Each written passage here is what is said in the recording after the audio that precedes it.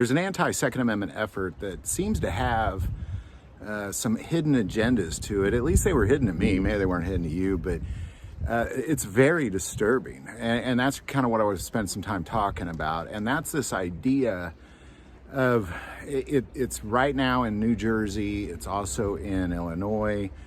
I know it's elsewhere, especially in some smaller jurisdictions, but this idea that if I go into a store and I buy a box of ammo, I have to show my ID, and then they record that I bought that ammo.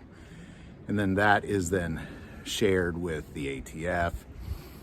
And the question mark, I really have on this, and this is the part that's so disturbing, is that the reason they're doing this is so they can know what kind of guns you have. Obviously, if I buy some .357 Magnum, you have a pretty good idea what kind of gun that's going to go in. If I buy some .556, you also have a really good idea what kind of gun that's going to go in, or 7.62, for example. You know what that's going to go in.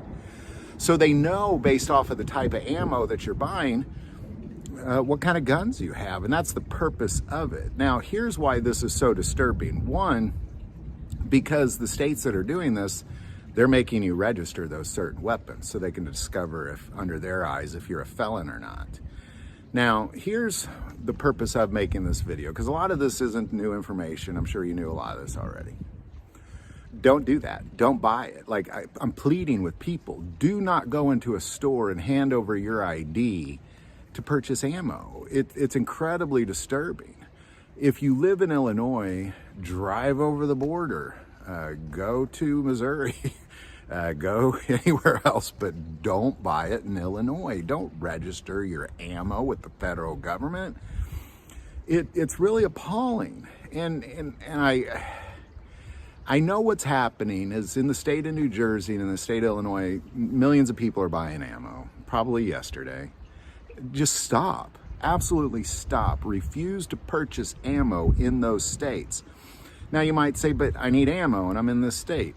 Well, here's the realistic thing. Most people don't sit in a state and they never leave that state. They travel, they maybe have summer plans, Christmas plans, whatever the case may be.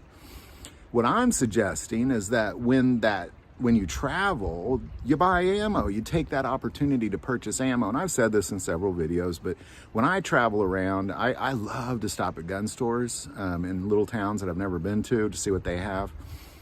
And my wife hates to do that. So I jokingly say, well, I got to use the restroom as I see a sign that there's a gun store up ahead.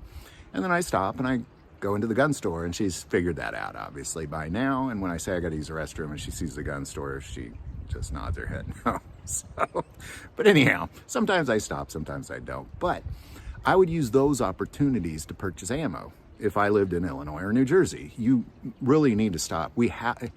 Non-compliance is not enough. You just can't sit there and go, well, I'm not just going to register my gun. You need to not participate in any of that. None of that. Also, you need to focus on your voting. Also, you need to focus on who you're voting for. It's not one party versus the other. It's not like this party's better at the Second Amendment than that. If you look at how people are voting, I don't trust either party. So I look at people as individuals, and I look at many aspects of who they are. But one aspect I look at is how they have voted in the past on Second Amendment issues. So if you're buying ammo, stop this immediately. Do not do this thing. Do not do that thing. Do not register your ammo with the federal government. You might as well just register your rifle. Any thoughts or insight? Definitely put that below. Would like to take a moment and say most people watch this channel, they're not subscribers to the channel. Please take a moment, hit that subscribe button. Greatly increase the algorithm and our ability to get these messages out. That link is below.